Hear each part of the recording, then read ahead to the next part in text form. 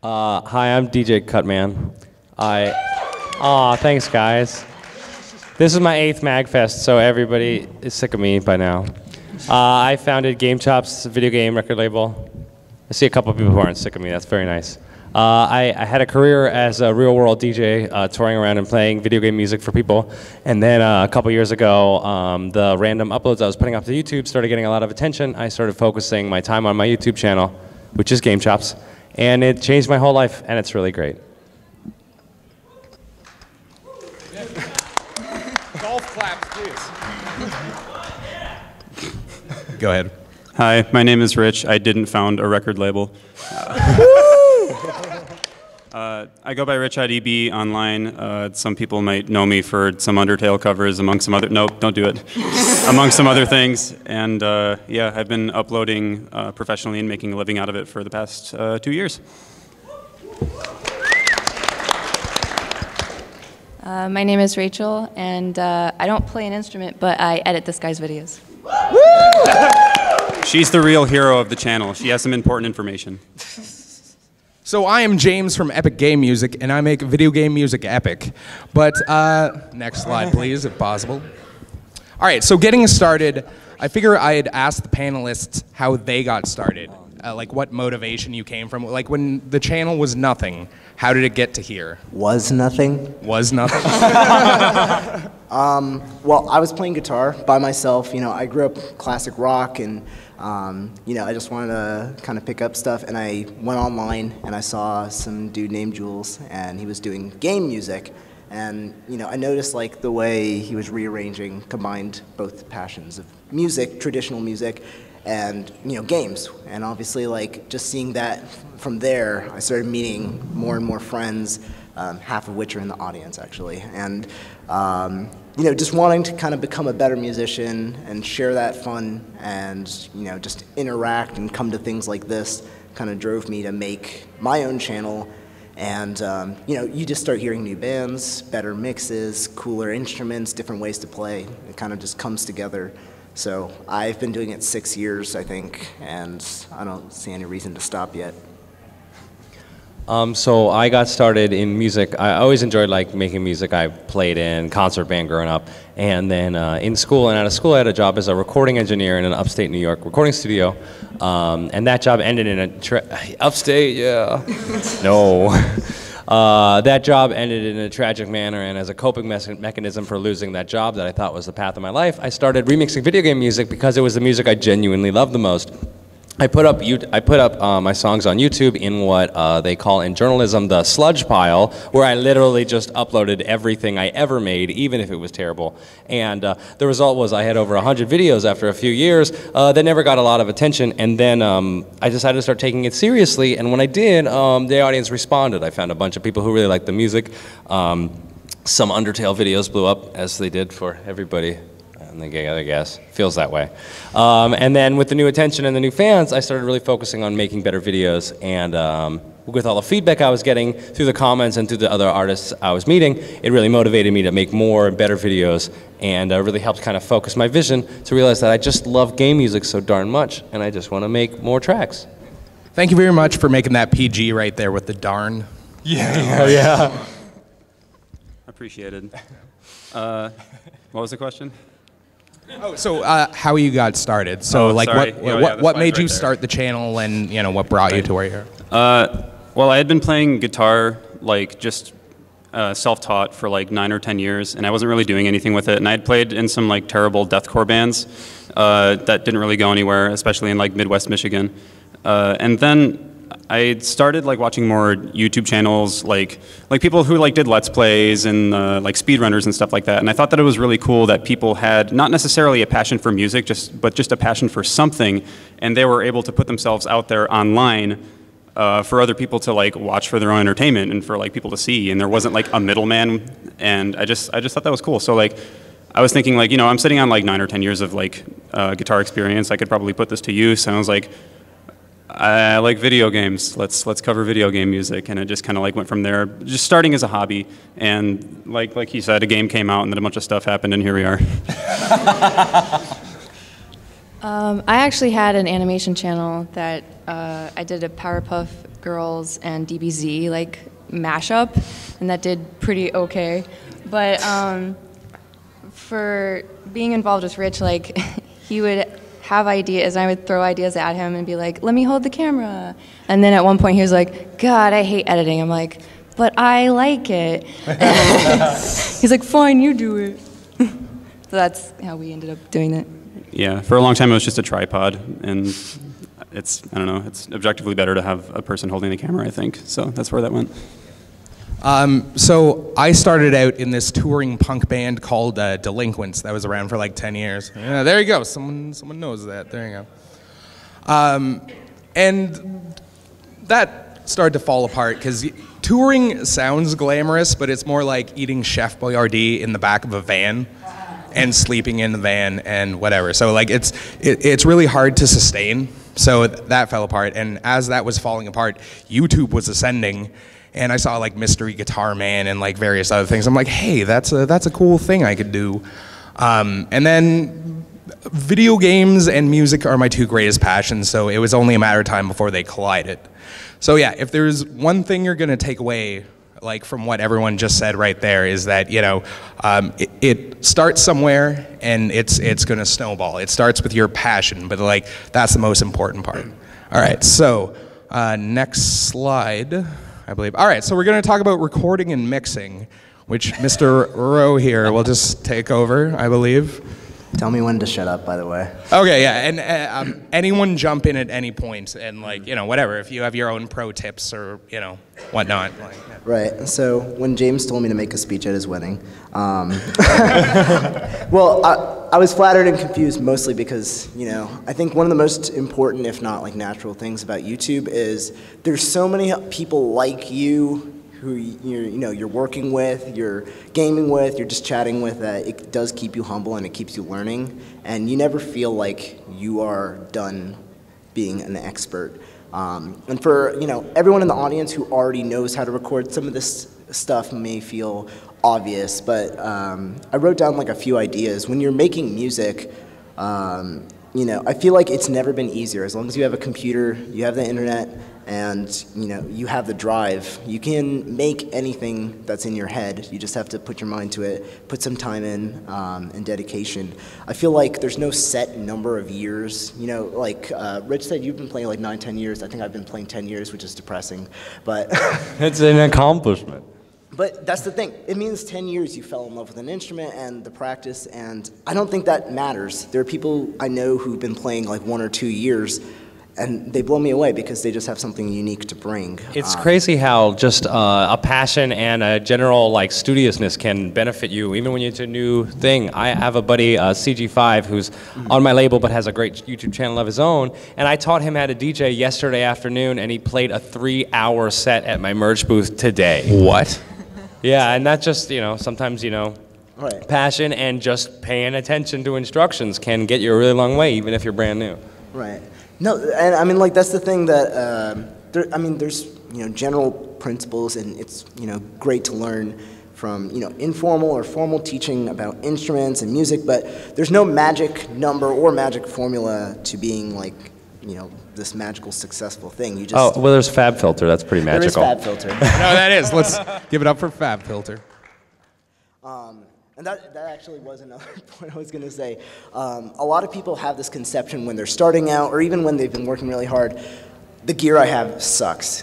It's holding me back. And a lot of the times gear can feel like it helps. And, you know, and for all intents and purposes, like, it can help, but it's not about the gear per se. I mean, you know, Rich, you recorded off of an old guitar, right, and Pod Farm and stuff. I worked out of my bedroom just making music for like 6 years off of like hand-me-down guitars and buying used. The real, you know, push can really be from what you have and being resourceful and creative. Yeah, absolutely. I mean, look at the whole chiptune scene. That's all about like, oh shoot, I got a Game Boy I got at a flea market for $4 and 4 batteries. You know, I'm gonna make a whole career out of this. So it's really not about what you have, it's about how it sounds. So, you know, if you want like giant, super huge production stuff, but you don't have that kind of resources, but you can make something that you think sounds good, then I think that's really goes a long way. And if you have like, oh man, I want to have a super epic rock opera album, maybe you can get a piece of that right now with your Game Boy or your guitar or iPod thingy into the phone. But yeah, I think it's important to use what you have to the max and don't fall for the gear lust, thinking that I just need all this equipment and that'll make my song sound good.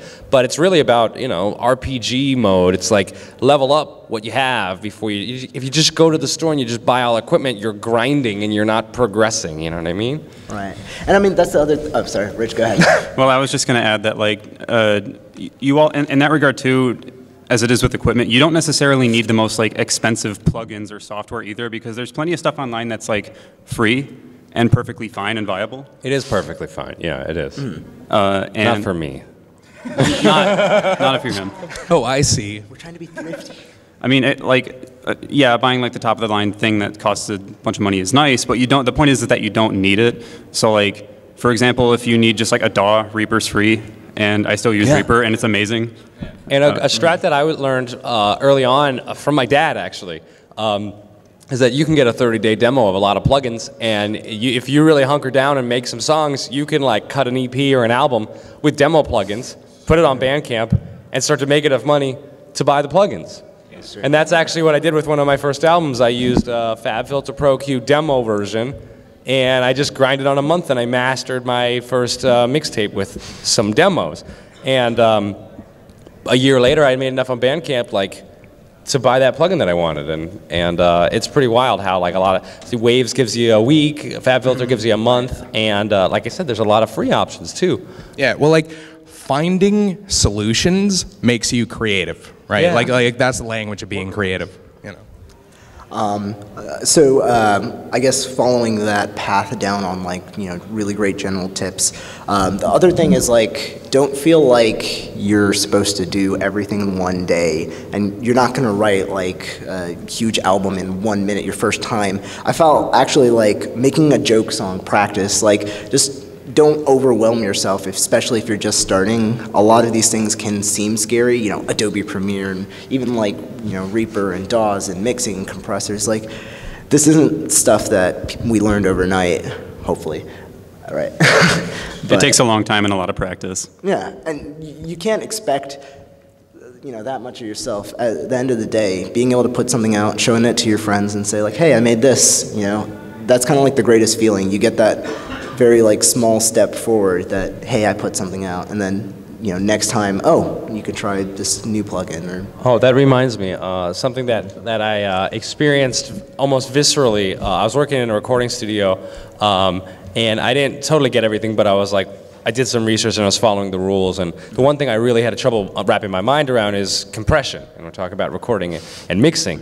And compression is a real critical part about making music that sounds good, getting your dynamics in a place where, like, if you want your guitars to be huge the whole time, you compress them and they're huge the whole time. And if you don't, then, you know, if you don't have your song compressed, your song can sound like this, and this is like totally like a distracting, especially in the chorus of a song when you really just want to hear the lyrics and you didn't compress your song, so that's what it sounds like. really? And I didn't get it. I just knew what the rules were that I learned from other engineers, and I was just sort of following the thing. And I remember I was just listening to a Michael Jackson song, Billie Jean, and the snare is super compressed in that song. And I knew that from textbook that Billie Jean's got a really compressed snare, and that's like the 80s snare sound. And I remember just one day after working in the studio for 3 years, I heard it. I could see in my mind the way the compressor might have been working. It took years of just I'm just gonna do what they say on the tutorial, and I'm gonna just do it. And then one day my ear just turned on, and from that day on, I kind of knew what to do. And I think that's an important part of starting out mixing, is just do the research, follow the rules, even if you don't know if you're making the right choices. Because one day you'll figure it out, and you'll be like, wow, I ruined my whole first album. But that's why my second album sounds so tight, you know? Practice makes perfect. Yeah.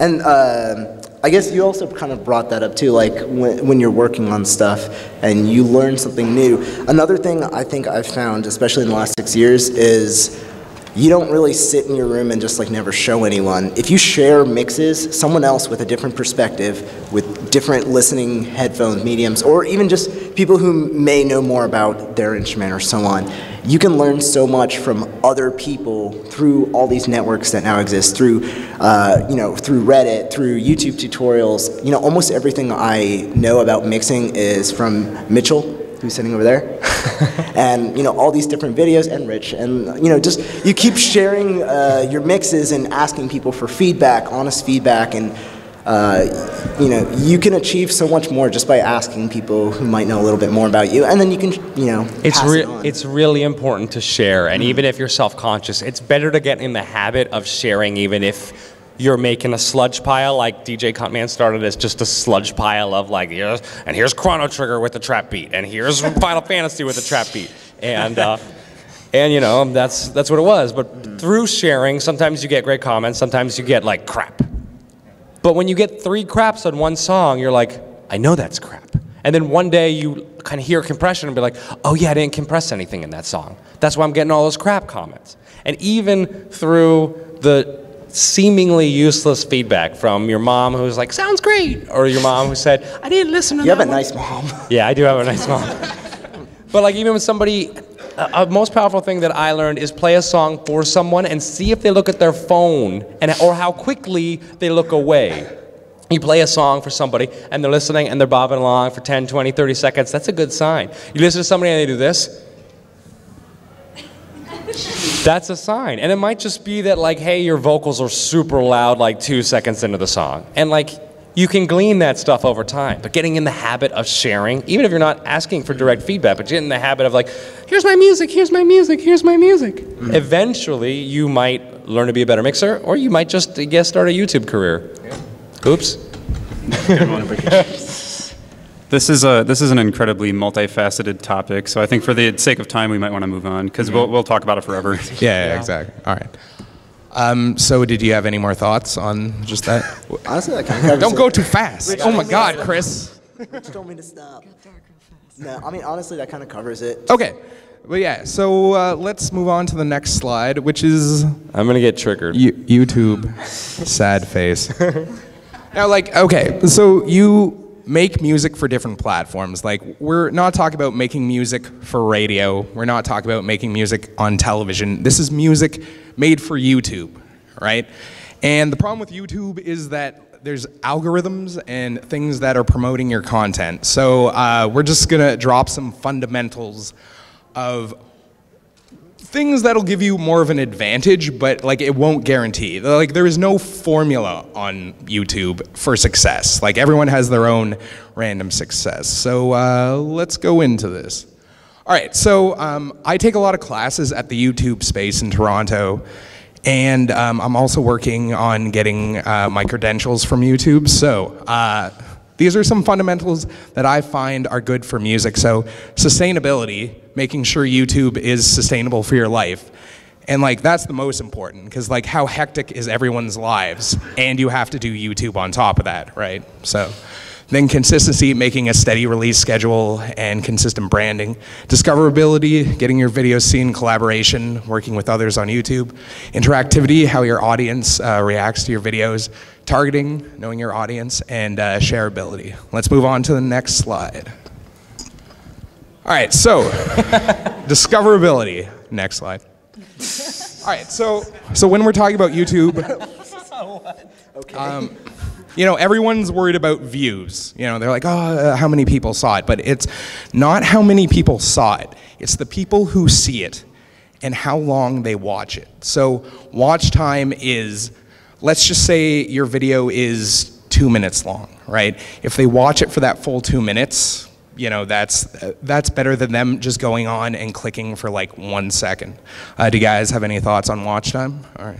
Yeah, you can put all your videos in one playlist. I call it a mega playlist, and I've done this on every channel. Oh, yeah. Because YouTube used to let you hit the play all button on a channel, but that's been gone for a couple years. But if you put it all on a manual playlist, and you get somebody who's like, I just want to listen to Game Chops, and they go and they hit that button, and then maybe they'll put it on for 4 hours while they're studying or while they're at work, and you'll rack up 40 views, which is not a lot of views, but then YouTube sees, wow, this channel is getting people to watch the videos for 4 straight hours. Because it's all about keeping people on the site. Next slide. All right, so session watch time. So if you look in your analytics on your channel, you can't see this. YouTube sees this. This is promoting your channel the most, right? So it's how long you're keeping people on the site. And the weirdest thing is, channels share session watch time. So let's just say they watch an Epic Game Music, they go watch a Game Chops, they go watch a Rashad, they go watch a Rue, and whatever. We all share that session watch time, and it'll promote our videos accordingly, but it's whoever puts people on the site. And if you take people off the site, that's a thumbs down on YouTube, which gets kind of weird because we all put links in our description to our social media or music, but that affects it.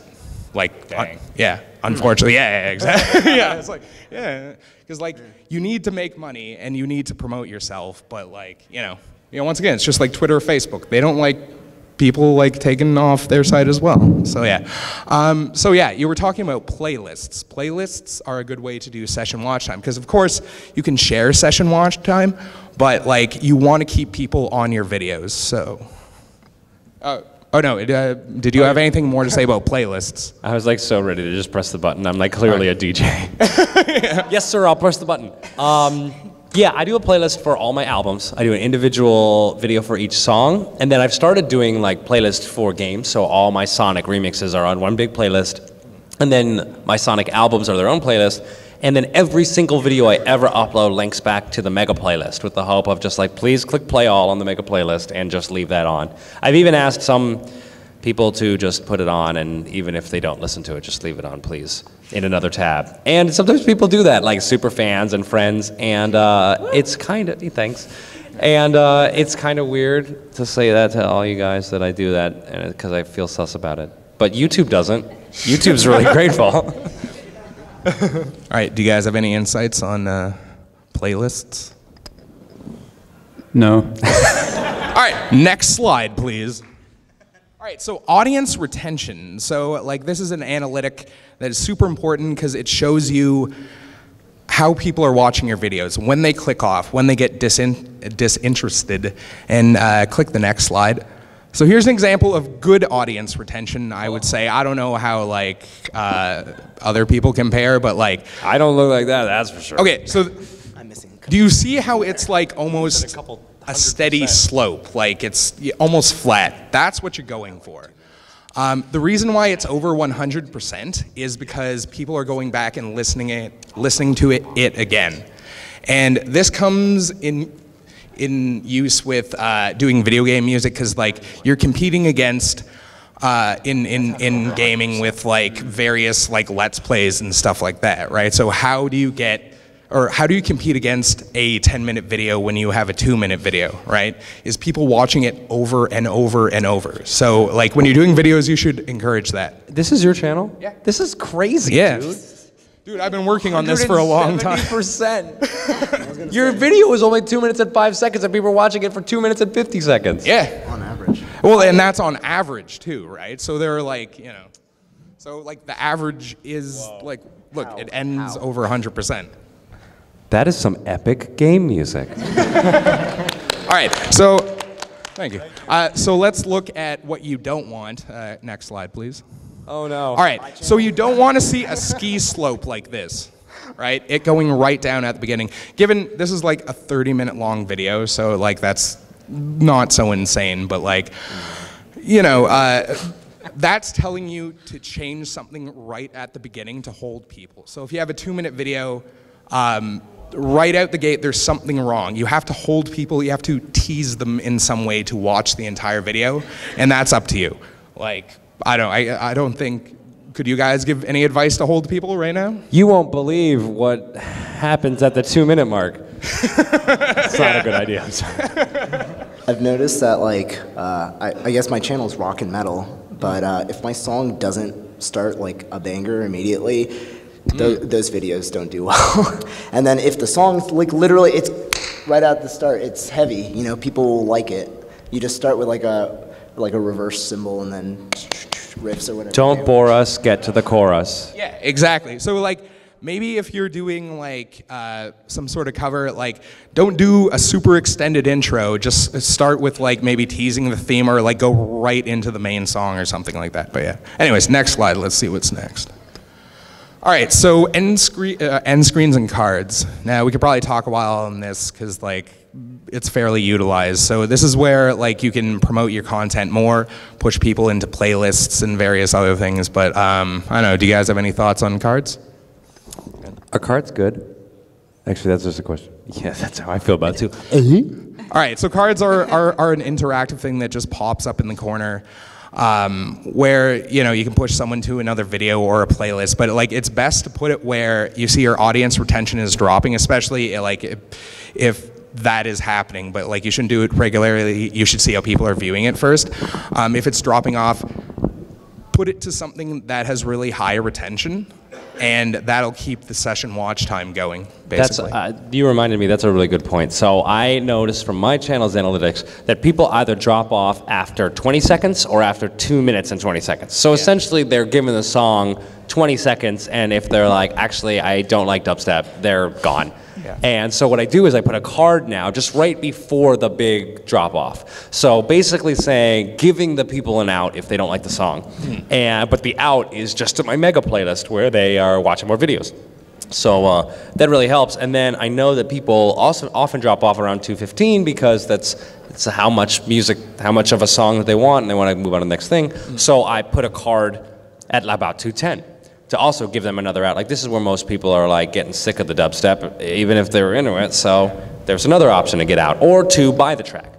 Sometimes, I mean, and now YouTube is punishing us for doing that, but. No, still do it, because like the click-through rate is not high on going off of YouTube, but like, you know, it's just a thing you should be wary of, right? So like. Yeah, and a good thing to know is even if like, for example, my mega playlist, which I just always want everyone to be on the mega playlist and watch as many videos as possible, any card shows all of them. So I can put the buy link at 2 minutes thinking, people might like the song, they might want to buy it, but as soon as they click it, they'll be displayed with all the cards. So they might be like, oh, I don't want to go to iTunes, but I will go to the mega playlist and listen to more stuff, or so on and so forth. Yeah. So the cards are a nice way to, within the context of the video while it's still playing, give people options to go somewhere else.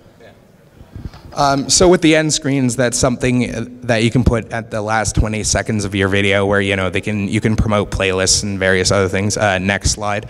Okay, so a good example of how to do this is, okay, so this is a Mega Man video, and I'm linking to more Mega Man videos, and like they're both playlists, right? So it's an easy choice just to. Even like two may be too much, because like people watch a lot of content, they have to make a lot of decisions in their day, and their brain gets tired.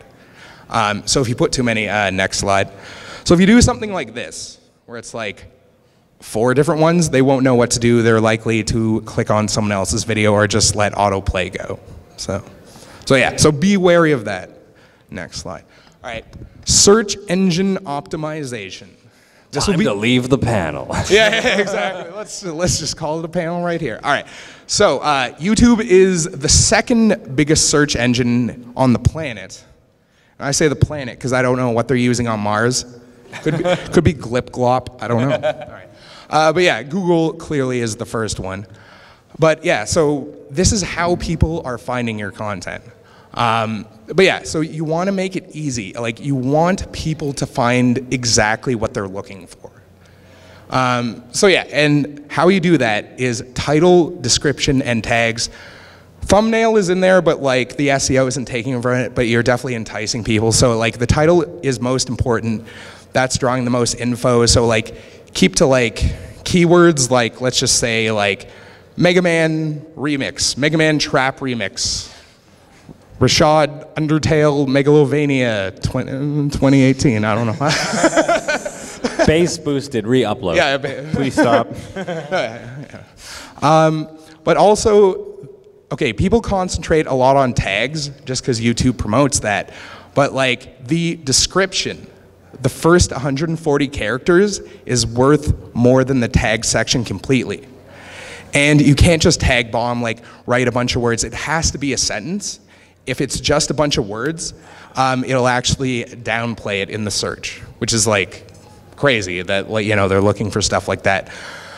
So yeah, so write your description like a sentence, like hitting keywords, once again, like, you know, covers, music, the video game, you know, whatever, and clearly I'm super good at this because of just tagging so many videos. We have over 1,000 videos on Game Jobs. So if you guys in have any tips, go on right now. So the best way is to think about all your keywords, what it is. Let's say Undertale, Megalovania, guitar cover. That's what we made at this panel. Rich, so I'm I'd sorry. say, so you write a sentence saying, this is DJ Cutman's Undertale guitar Megalovania cover featuring awesome guitarist Rashad, and Epic Game Music made the music video. And that was so awkward. I'm sorry, I'm so awkward. But in that awkwardness, there was like 10 tags. Music video, Undertale, Megalovania, guitar cover, guitar, music video, all those things. And those are all things somebody just be like, Undertale guitar, I need to rock out right now. It's like, oh, I need to watch some video game music videos. Like, all those keywords are in that one long awkward sentence that I forced out to the microphone. I'm sorry. It takes some practice, but writing a sentence like that tells YouTube, the giant robot overlord, precisely what the content is, and that will help it surface to the people who are looking for it. All right, so a good way to see what people are searching for is Google Trends. You know, you can search whatever keyword, and there's, I forget what the URL is, but you can do it specifically for YouTube. Another good way is to use browser plugins like vidIQ. And do you guys use TubeBuddy at all, or? Yes. Oh, what's TubeBuddy? All right, yeah, tell us about TubeBuddy, actually. I don't want to. All right. I don't want to. I don't think I'm the best person for the job, is what I mean. Yeah. But it's one of many tools that can give you a lot of statistics about your channel. It also has a lot of tools for working your channel, like if you need to change all of your descriptions because you decided Swiggles is a dumb name. You know, just a lot of different things. And there's a lot of plugins out there. I don't know, do you? I use vidIQ, which looks like it's in the next Yeah, so slide. let's go to the next one. Like, it can show you the rankings of all your tags. And this is where your videos show up in these searches. So Mega Man 11 Remix, this video was the 9th result. And the goal is to be #1 on everything that it's for. Yeah. Which is tough, but as videos get more views, shares, and interaction, YouTube manually puts it up, and then you're able to see, like, hey, Mega Man 11 guitar is actually, a lot of people are searching for it, and I'm doing pretty good. So you can make another video, you could promote the video outside of YouTube, or so on and so forth. Yeah. And having something like this really kind of helps. Wow, you're turning #9 for Mega Man 11 just? That's pretty tight. Yeah. So that's like the 9th video of people just looking for Mega Man 11 is this video, and that's really powerful. So, and you know, that's kind of stuff. And also, it cross-promotes between searches, as you can see. Like, that's why hit all keywords like as many times as you can.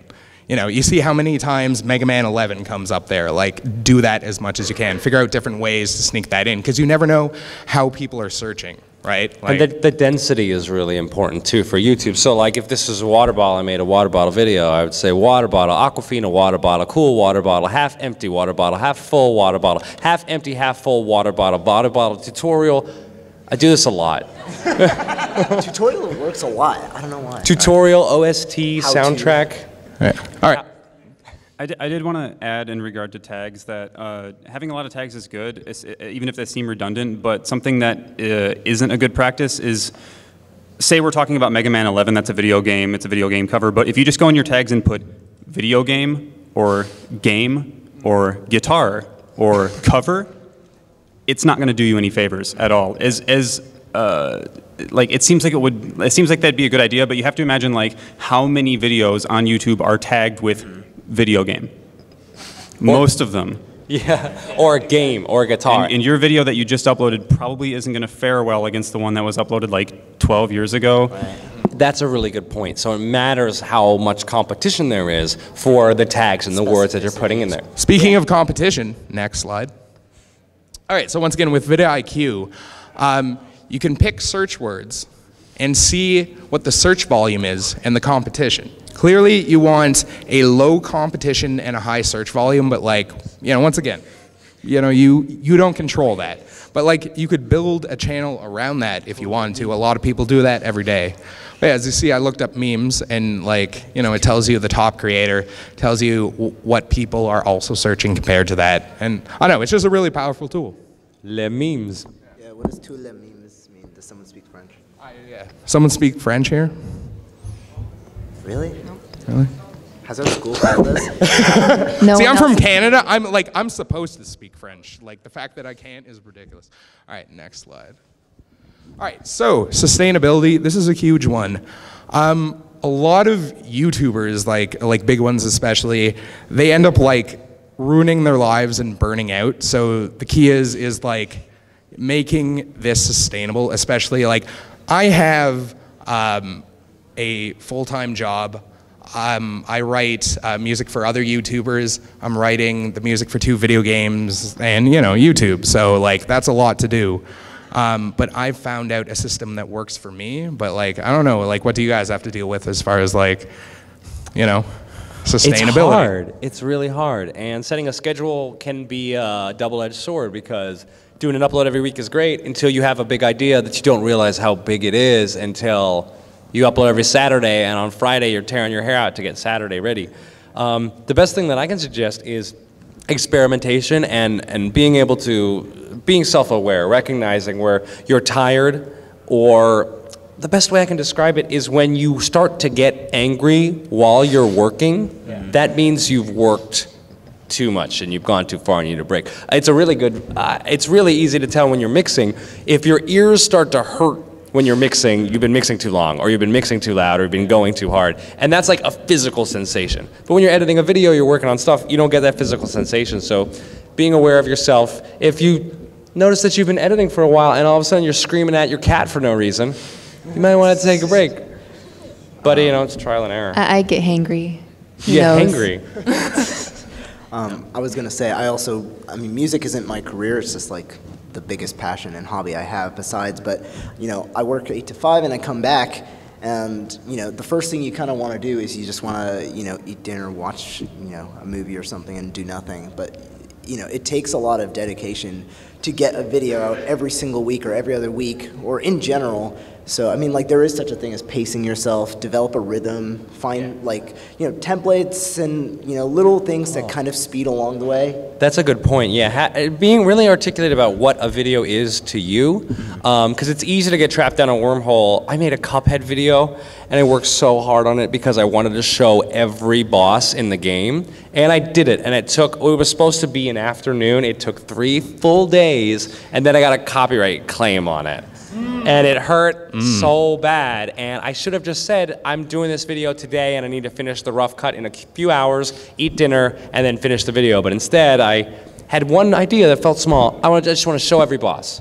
That ended up hugely blowing out. And this video is actually where I made the rule where I need to finish my rough cut in a sitting. I need to be able to watch the whole thing and be like, is this a good idea or not? Because had I done that, I would have realized there's a lot of bosses in Cuphead. What was I thinking? You're the editor. You have any advice? Well, we've been trying to do a backlog, which is the smart thing to do. Unfortunately, Keyword trying. yeah, things keep coming up. So we're usually doing it like the night before, which sucks. But I mean, you just gotta do it. So. Yeah, like even dedicating a full-time schedule to making music and putting it on YouTube, which is now what I do, it's still tough to keep up with a weekly schedule when you're doing everything yourself, even if you're like used to it and using templates. It can be rough sometimes. Like if you do have a crazy idea, like putting every Cuphead boss in your video and then getting, you know, it'll often blow up in your face. So like in my case, I have hired help now. Like someone helps me, you know, like with filming and editing. I just got excited at the idea of somebody else editing my videos. Oh, I thought I offended you. I'm sorry.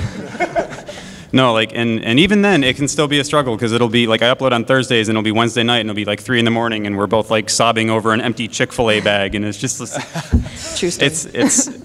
It's I don't know. There's usually going to be hiccups and like bumps along the way. So like, yeah, sustainability, that's a good one. Yeah, exactly. You should tell me about it. I'd love to hear some tips. All right, well, coincidentally, if you press the next slide, so this goes into the next one, consistency. Making a release schedule that works for you in your life. But like the most important part about that is that your audience should know when the next video comes out without thinking. Like you have to make that perfectly clear. Like let's just say, like it doesn't even matter if it's weekly or monthly, just as long as they know, like the first Saturday of every month or every week on Saturday or something. Like they should know. Like who here has seen a TV show? All right, there you go. Not as many now that we have YouTube around. But yeah, you know when your favorite TV show is, right? You don't have to think about that because it's very clear. So hold that to yourself because like YouTube doesn't necessarily promote to your subscribers. I think we can all agree on that. Like people don't get videos in their sub boxes. So yeah, so just make that clear. Make it clear in your channel art. Make it clear in your descriptions. Make it clear wherever you can without being too distracting. All right. So, yeah, there you go. Next slide. So, interactivity. So, yeah, calls to action, super effective. People joke about the like, comment, subscribe thing, but it actually works. Like, if you direct people somewhere, like if you give them a suggestion, it actually does work. But like you're doing music, right? So like you're not speaking to an audience, right? You're just playing music. So like maybe put it visually or whatnot. But like if you can direct them towards the channel page, because 60% of people subscribe from the channel page. And also like start a conversation in your comment section, however you want to do it. But like people complain about their comment section. I remember this YouTuber was telling me, it's like, don't worry about what people say because you're creating that conversation. It's your video. And the best advice I've ever heard was from Rhett and Link. Think about what you want people to say about your video before you make it. So like, you know, that's a pretty good place to start. And also hit back as many comments as you can. It's super important because like, when people interact with your comments or you interact with their comments, your videos are more likely to show up in their sub feed. All right, so next thing. So as far as interaction and music, this is something I've been doing. I've been adding a question in the video, and like it's worked like gangbusters. Like, because like I'm just telling people what to say, right? Yeah. So like they know what to talk about. They're not just like, oh, great video, shitty video, or like whatever. Yeah. And this other thing, next slide. All right, so I hide things in the video, and this brings up the audience retention as well, because like they go back and look at the video and. I'm learning a lot. Yeah. All right. Yeah. All right. So next slide. Next slide. All right. So finding out who your audience is. How do you guys know who your audience is? Like, do you? I just assume it's middle schoolers from all the comments. All right.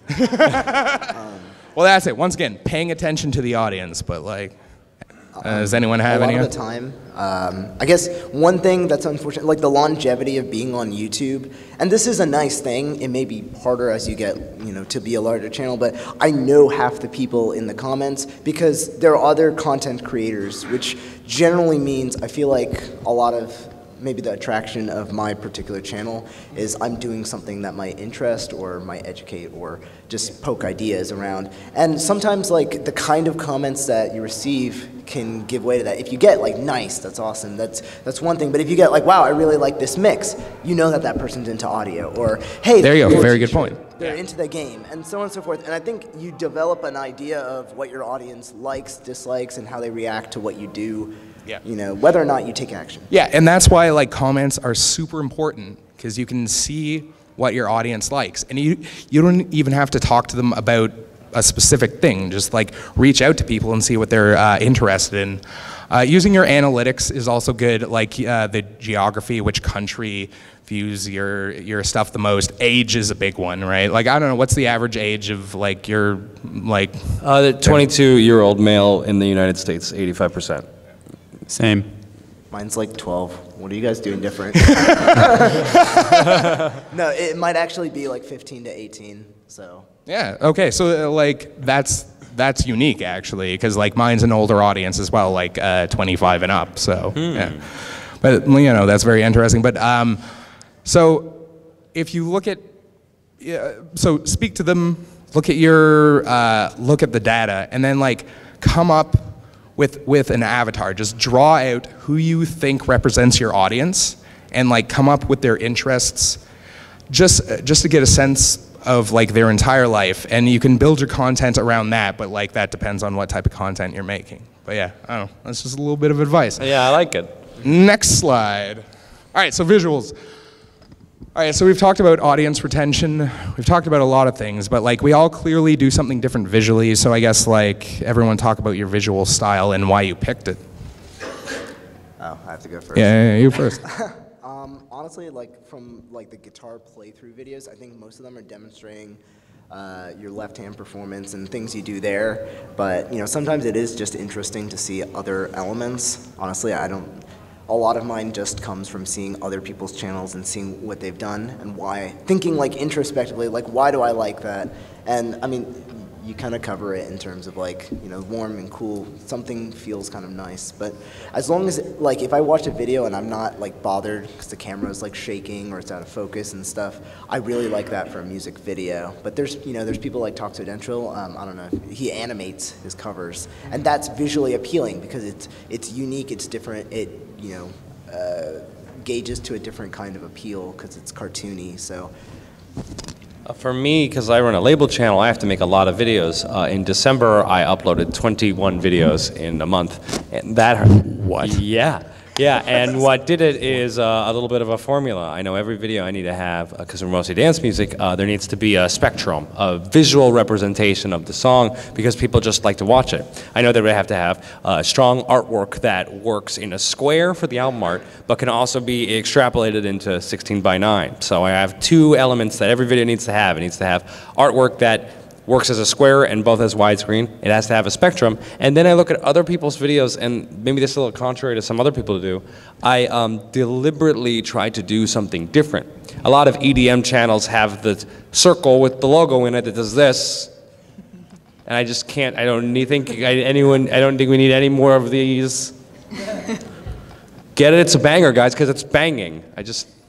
So I've decided to do a kind of, I have like smooth sort of particle effects and like light rays and kind of more, just something that was a deliberate departure from the style to sort of set something apart.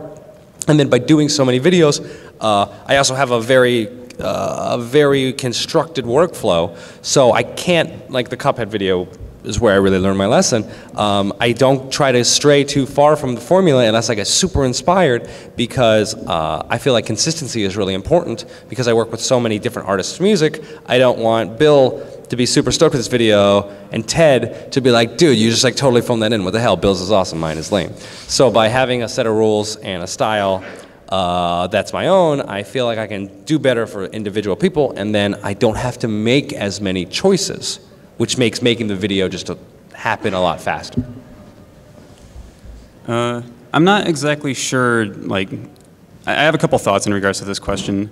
Just like starting off, how I started with YouTube, it's easy to look at a platform like YouTube, even when you're uploading music, and say that the video aspect isn't important because it's the music that's important. But you have to remember that it's YouTube and people are there, it's a visual medium, like people are there to watch videos. And what I often recall is like, is anyone here familiar with Keith Merrow? Some people don't. Yeah, he's like an old, he does like, yeah, you know, like he does like guitar playthroughs, and he's been doing it for like a long time, and he's like a great guitarist and like a really good shredder and like rhythm guitarist. But something that stuck with me when I first was introduced to his videos is that all of his camera angles were really simple, but they were sharp and they were interesting. And like, it wasn't just like, you know, popping down your camera in front of you and then doing a playthrough, which is perfectly viable, but I think it's more interesting from the audience's perspective to have something that's visually engaging, even if it's just, you know, just music.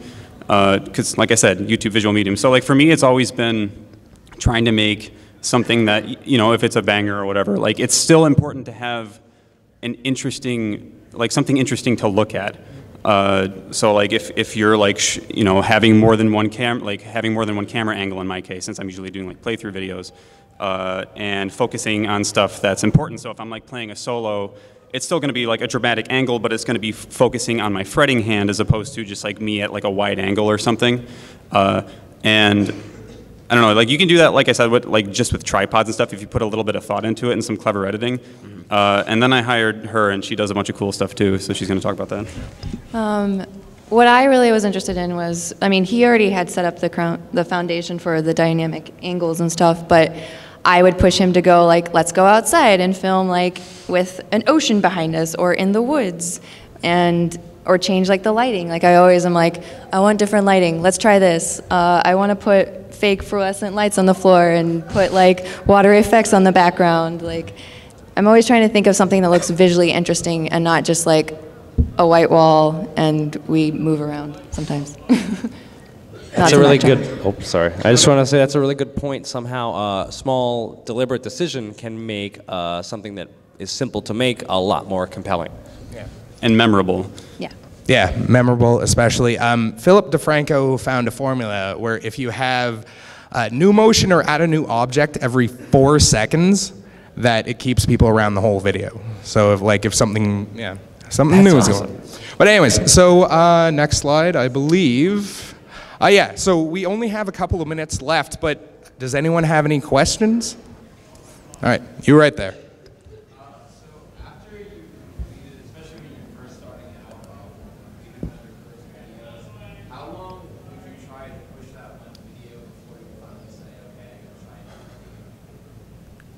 try it? Until you make your next video.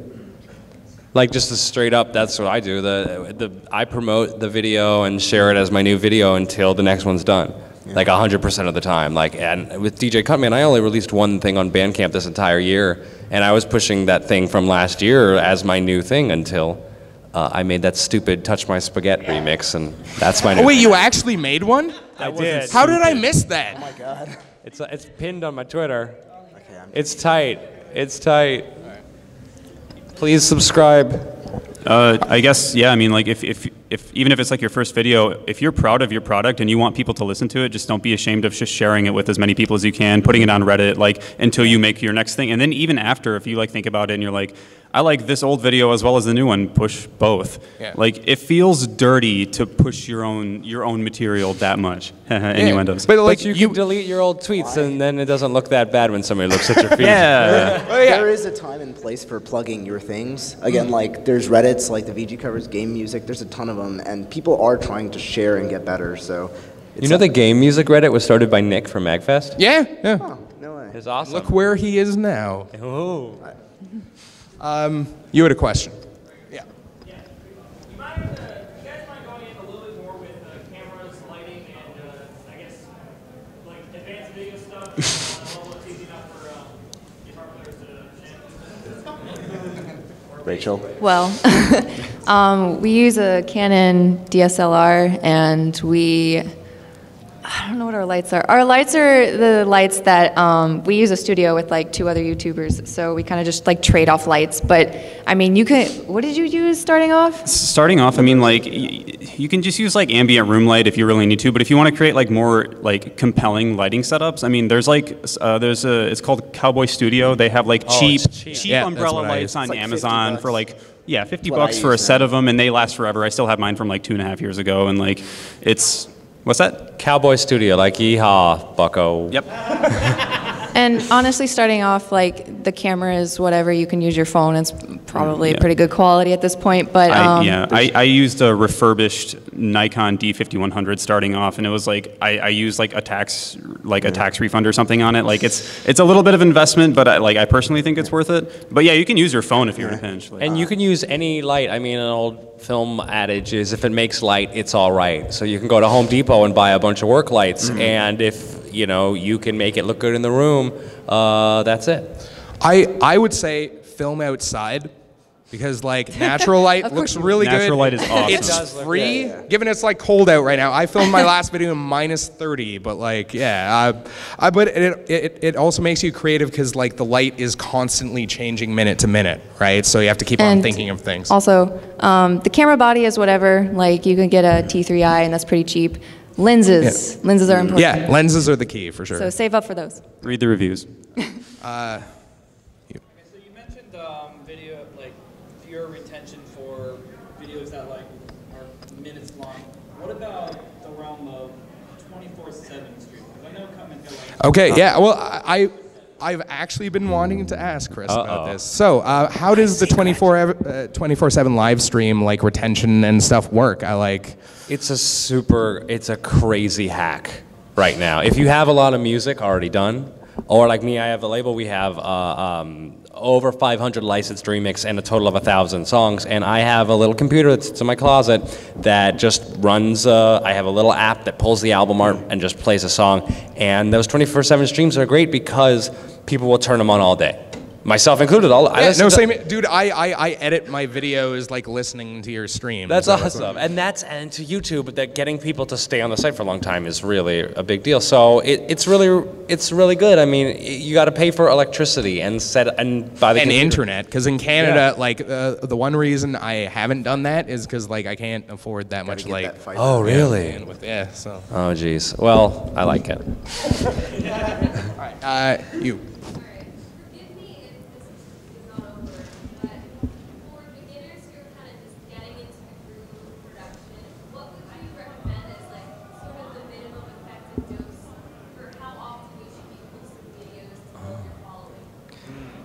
All right, that's a tough one.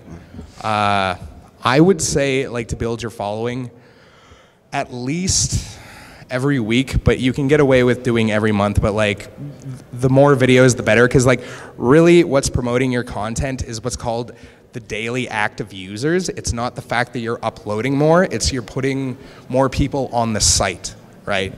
So the more you can upload, the better, but you can still get away with doing it as little as you want, because who knows? It might blow up in some weird way. Just get it out there. Yeah. Also, speaking creatively, falling on your face over and over makes you better at everything. You know what I mean? This video didn't do well. I'm gonna make the next one better and the next one better. So just. I was just going to say that, if you're doing every week and you're like, man, I was sick and I still did it, you can absolutely take it down. And the thought that I can't upload this, it's not ready, it's going to reflect poorly on me, it's really a lie. It's a lie we tell ourselves. Just put it up, even if you're not 100% happy with it, if you're sure you're 100% done with it. It's better to upload it and be like, wow, that was terrible, whoops, in the morning, than to never upload anything. Get in the habit of posting. Yeah. Also, in terms of general regularity of, I think at least cosmetically, once a month is a good thing to shoot for. Because I consider a channel dead when I go to uploads and it says last upload 2 months ago. I'm like, oh, JonTron died. Well, that's too bad. That's not canon. Yeah. All right, so we only have time for 2 more questions. So you, then you.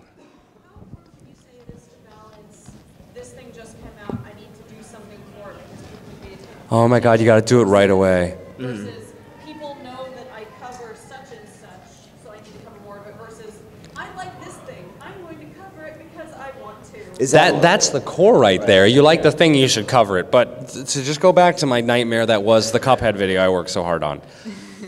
The same song from another channel that had half of my subscribers got literally 10 times the view because they uploaded 6 days before me. I took an extra week because I was like, should I do a Cuphead video? Maybe I'll show all the bosses. And I thought about that until next Wednesday. And in the meantime, the Musical Ghost uploaded the same song just right away, and his video has over 2 million views, while mine has not even broken 100,000. And not even 100,000. Yeah, I know. I work really hard, okay? I need those views. You deserve those views. I have an LLC. That is true, though. Sometimes you do have passion projects and you want to spend longer versus, easy choices or whatever. Yeah, there's a question of artistry versus industry. If you want to make, for the Cuphead video, I wanted to make a great music video. That was at the core what I wanted to do. And it stings that I could have uploaded one of my visualizer templates a week later and potentially gotten 10 times the views, but I'm really proud of the video, and as much as I've been ragging out on it in this panel, I think it's the best video I've ever cut. So, you know, you got to make that choice. Do I want to try to get the views before other people do this hot topic? Or do I want to make something really great that I can watch over and over and over again and subject every friend who comes over to my house to it? Yeah. I have a USB drive that just stays in my PlayStation 4. Be like, hey guys, do you want to watch my new YouTube videos? Because that's what we're doing. All right, so last question. Yes?